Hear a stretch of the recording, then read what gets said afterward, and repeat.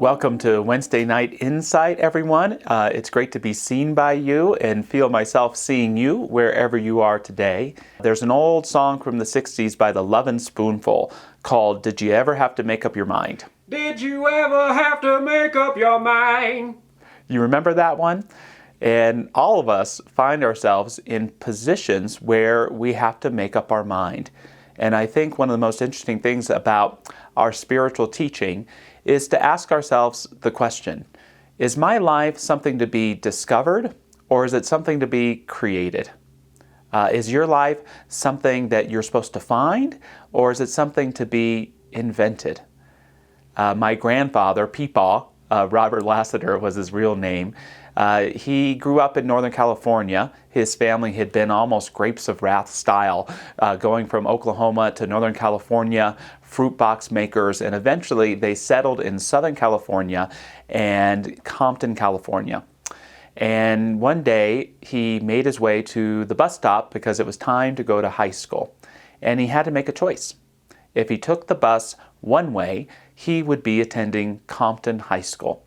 And if he took the bus another way, he would be attending Paramount High School.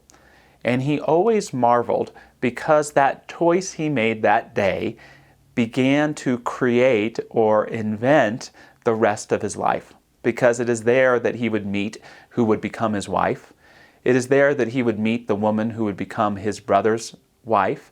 It is through that choice that he would have with his wife, my mom and her sister, and of course my mom would have me. So I understand that choice my grandfather made that day to take the bus a particular direction. Maybe it's just because that's the bus that showed up there first. He went to Compton High School. And if he didn't get on that bus in that direction that day, I'm quite clear that I would not exist, that I would not be here sharing with you. Isn't that a phenomenal thought? That all of us, whether we're here by divine appointment or by random event, it is still miraculous that we are. And yet, if we're indecisive, if we're unwilling to make important decisions, then we don't invent or create the life that we might say we are meant to live. Now, sometimes we don't know what we want to do or what we want, and so it's important to give some space to imagination. I think there's another Loving Spoonful song called Daydream. What a day for a daydream! You remember that one? How important it is to take some time to imagine and realize that when we imagine, we're not just in the language of fantasy, we're in the language of the soul. We're in the language of possibility. And if we are seeing life as something to be created and invented with a creative power, I realize I'm saying I'm creative a lot there, but to know that we can use our imagination to really begin to create a receptivity to the kind of relationships we want to have, the kind of communities we want to interact with, the kind of person we want to be. We use the term in our teaching mental equivalent. How receptive are you to the best life possible? But then there are these decisions that come our way. And when we're faced with a decision, we often think that there's two choices, yes or no. Do I choose this? Yes or no? But I like to point out for me is that there's always four possible choices. There's yes, there's no, there's non-action, and there's inaction. Yes, great answer. No, great answer. Non-action, great answer. Because non-action means that I'm intentionally choosing not to choose in this moment. Because I'm going to trust the process. I'm going to yield. I'm not going to turn away from this choice. I'm going to stay really present with it, but I'm consciously going to wait and see what else might come about. The choice that you want to watch out for is inaction, the choice not to choose. And it's important to understand that choosing not choosing has its own set of consequences. Inaction is defined by procrastination, by fear, by a sense of uncertainty, by a sense of stagnation.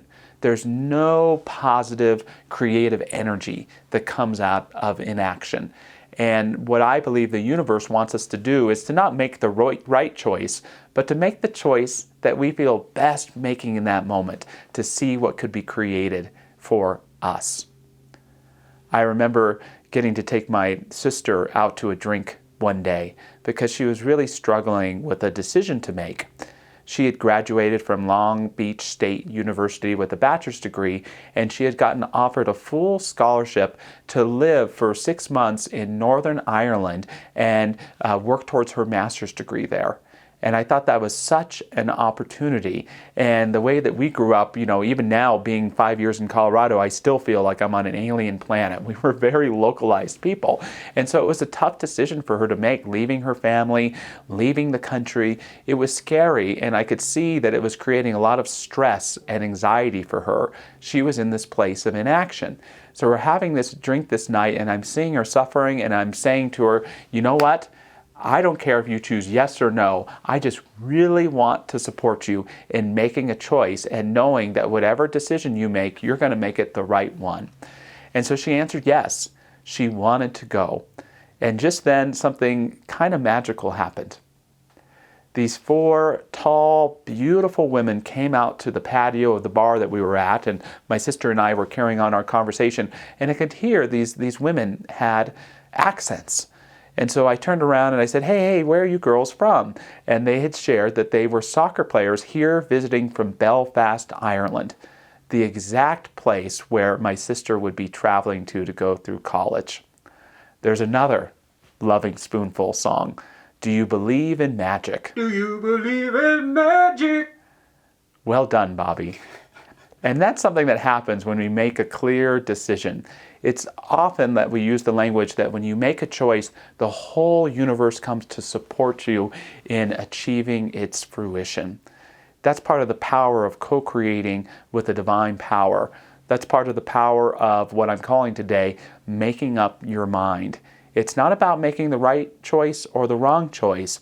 It's making the choice based upon all the information that you have and your belief in that magic. To know that by moving forward, you are co-creating, co-inventing your life with this divine power, and the highest and best is going to happen.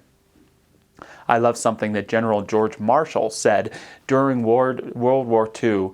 He was the chief of staff of the Army, which is a big job. And he was communicating with the famous film director Frank Capra, who was making films for the U.S. military. And he shared that the most important thing for him is that once he made a decision, hopefully with all the information and with the best advice and wisdom possible, it was so important not to question it, to let the decision be made and then to move forward to the next decisions that needed to be made. Because if you wrestled over those decisions, you could not be as well prepared as you needed to make the next one. Can you embrace that for your life? That there's nothing wrong with sometimes experiencing some regret, but there is something wrong with being in action because of that regret.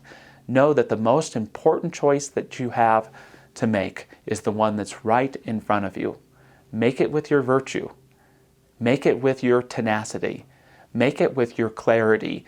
And make it perhaps with a little faith that there is magic underway helping to lead you into the best time of your life. I turn my attention to that divine light and that perfect energy that is the divine expressing through all of life. That love, peace, joy, oneness, guidance, the amazement that is all around us, in, through, and around all of experiences, that is God. Always available, always moving everything in the direction of the very highest and the very best good. It is that amazing nature and beauty and oneness that reveals itself through all of life. And I know that that beauty, that perfection, that oneness is expressing through me. As God is, I am. And I know that as God is, all of us have those divine qualities in, through, and around all of our lives. And so it's from this space that I speak my word, just knowing how little need any of us have for stress or strain or difficulty or challenges. In that divine mind that is God, there are none of those things. There is only love, only peace, only assurance, only that oneness revealing itself through all of our lives, all of our experiences. And so I know any feeling of stress or strain, anxiety, grief, all of those things that bind us as humans are allowed to fall away from our experiences right now, because the truth of each and every one of us is that we are that peaceful assurance of the divine. We are that amazing joy that springs up within our hearts and our minds and our experiences. And as we know this and affirm this in our lives, it demonstrates so perfectly, so completely, and so absolutely for each and every one of us.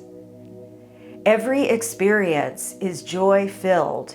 Every experience lifts our hearts into the happiness and the oneness and the absolute true nature of each and every one of us.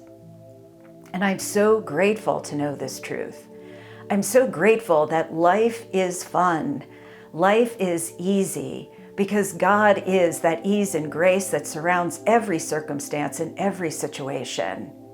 Everything unlike it is allowed to fall away, and what emerges is our true nature, that divine nature, the God nature within all of us. And so I give great thanks, just knowing and affirming that every word that I've spoken is activated in the divine mind. I say thank you as I place it into that creative medium that delivers love and law so perfectly. And I am so grateful for all of it. And so it is.